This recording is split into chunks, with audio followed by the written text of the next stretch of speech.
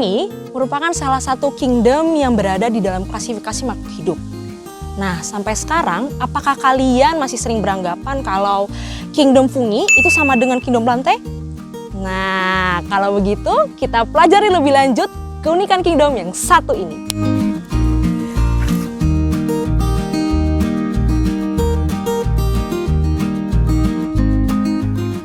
Nah, tak kenal maka tak sayang. Yuk kita kenalan sama si fungi lewat ciri-ciri umumnya.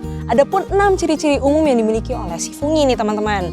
Yang pertama adalah fungi itu memiliki jenis sel yang eukariotik. Apa itu eukariotik? Eukariotik adalah selnya, inti selnya ya lebih tepatnya, itu dibungkus oleh membran inti.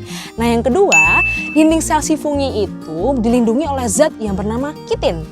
Yang ketiga, si fungi ini dikategorikan sebagai makhluk hidup yang multiseluler maupun uniseluler. Oh iya, ada lagi nih yang ketinggalan. 3 ciri-ciri lainnya dari si kingdom fungi. Yang keempat adalah ukurannya beragam nih teman-teman.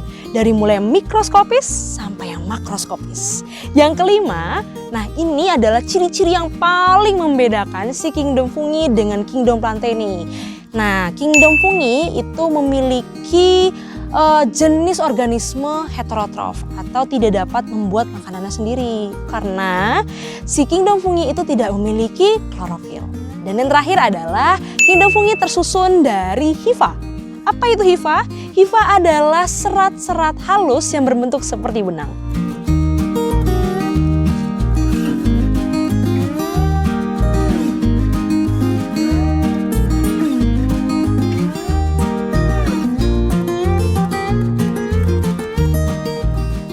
Seperti yang tadi aku jelaskan teman-teman, kalau fungi itu adalah organisme yang heterotrof. Nah, tapi fungi itu berbeda nih dengan organisme heterotrof lainnya. Kenapa? Karena ia memiliki ciri yang unik, ya, cara yang unik lebih tepatnya, untuk memperoleh makanannya.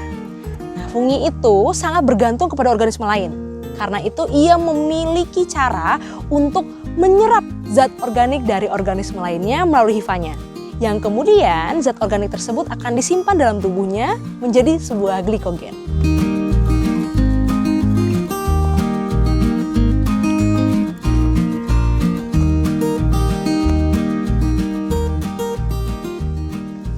Nah teman-teman, sayangnya seringkali fungi itu disebut sebagai organisme yang parasit karena caranya dalam mencari makan yang unik ini. Padahal nih teman-teman, gak semua fungi itu bisa disebut sebagai parasit.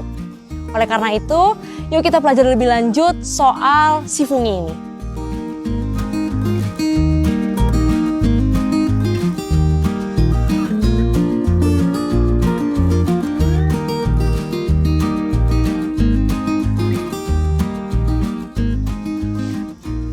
Nah, kalau tadi kita udah bahas ciri-cirinya, sekarang kita bahas habitatnya yuk. Nah, fungi ini itu habitatnya berbeda-beda nih teman-teman di berbagai macam tempat. Kalau yang pertama itu ada fungi yang tergolong parasit, biasanya hidup di dalam inangnya. Nah, kalau misalkan dia hidup di luar inang, dia nggak bisa ya, langsung mati nih.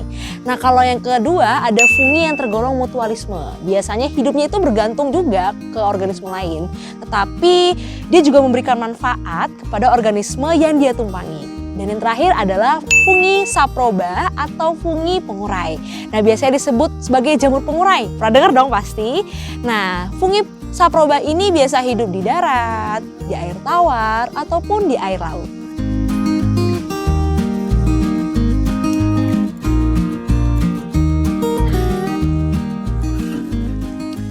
Oke teman-teman, supaya kita makin tahu soal habitat jamur beserta dengan contoh-contohnya, kita coba yuk kerjain LKPD yang sudah disediakan oleh guru.